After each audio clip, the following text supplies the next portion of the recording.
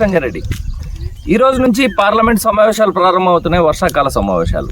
నిన్ననే అఖిలపక్ష సమావేశం ఏర్పాటు చేశారు పార్లమెంటు వ్యవహారాల శాఖ మంత్రి.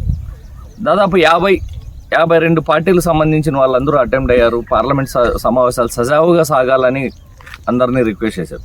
ప్రతిపక్షాలు కూడా చాలా డిమాండ్స్ వినిపించాయి. ఖచ్చితంగా చాలా సమస్య ఆపరేషన్ సింధూర్ విషయం అయితే కావచ్చు, పహల్గామ్ దాడి మీద కానీ ప్రధానమంత్రి స్వయంగా ప్రకటన చేయాలని పట్టుబడుతున్నాయి. ఈ సమావేశాలు చాలా ఆసక్తికరంగా సాగబోతున్నాయి. ఎందుకంటే చాలా అంశాలు ముడిపడి ఉన్నాయి. లాస్ట్ సమావేశాలకి మధ్యలో చాలా జరిగాయి. పహల్గామ్ దాడి కావచ్చు, తర్వాత ఆపరేషన్ సింధూర్ పేరుతో పాకిస్తాన్ మీద ఇండియా దాడి చేసింది.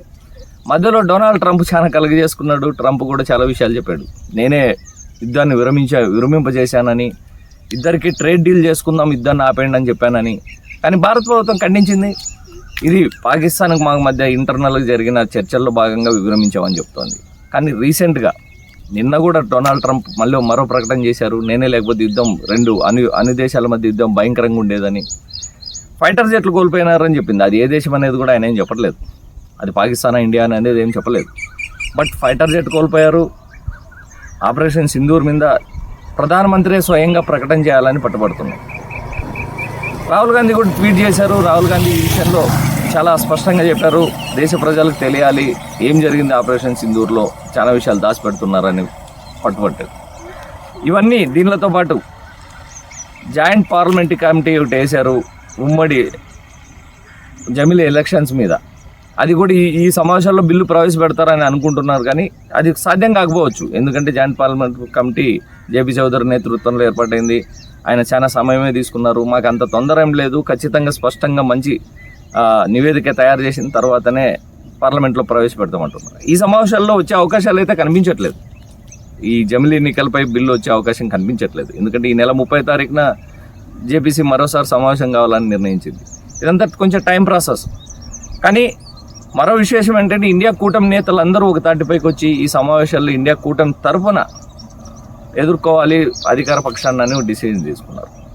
సో ఈ పార్లమెంట్ సమావేశాలు చాలా ఆసక్తికరంగా సాగబోతున్నాయి. దీని అన్నిటికంటే ముందు ప్రధానమంత్రి మోడీ మీడియా ముందు రాబోతున్నారు. ఈరోజు పార్లమెంట్ సమావేశాల కంటే ముందు మీడియా ముందు చాలా విషయాలు చర్చించబోతున్నారు. మీడియాకి చెప్పబోతున్నారు. ఏం చెప్తారు ఆయన అనేది ఆసక్తికరంగా ఉంది. కానీ ఆపరేషన్ సింధూర్ మీదనే ప్రతిపక్షాలు పట్టుబట్టే అవకాశం ఉంది. పహల్గామ్ దాడి ఇప్పటి వరకు ఆ దాడి చేసిన వ్యక్తులను అరెస్ట్ చేయలేదు అనేది ఒక ఆరోపణ. కానీ అది పాకిస్తాన్ వల్ల ఉగ్రవాదులు దొరకలేదు. కానీ వారికి సపోర్ట్ చేసిన వాళ్ళని అయితే పట్టుకుంటున్నారు. ఆపరేషన్ సింధూర్లో జెట్ ఫైటర్స్ కోల్పోయింది ఇండియానా పాకిస్తానా అనేది చాలా పెద్ద క్వశ్చన్. ఇండియా కోల్పోయింటే ఎన్ని కోల్పోయింది అనేది పార్లమెంట్లో ప్రకటించాలి. ప్రధానమంత్రి స్వయంగా ప్రకటన చేయాలని ప్రతిపక్షాలు పట్టుబడుతున్నాయి. చూడాలి. చాలా బిల్లులు కూడా ఆమోదించబోతున్నారు. ఈ మరి ముఖ్యంగా మణిపూర్కి సంబంధించి. మణిపూర్కి రాష్ట్రపతి పాలన ఉంది.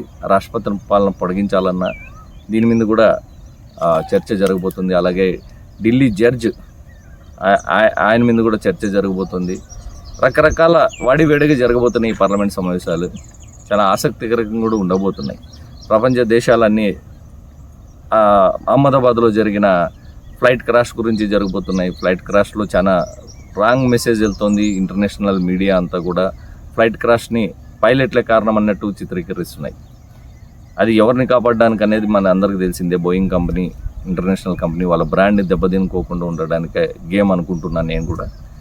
కానీ దీని మీద కూడా చర్చ చేయాలని ప్రతిపక్షాలు పట్టుకుంటున్నారు. ఎనీవే ఈ పార్లమెంట్ సమావేశాలు అర్థవంతంగా సాగుతాయని అనుకుంటున్నాం. అలాగే చాలా బిల్లులు ఆమోదించబడుతున్నాయి ప్రజలకు సంబంధించి. Thanks for watching. Thank you very much.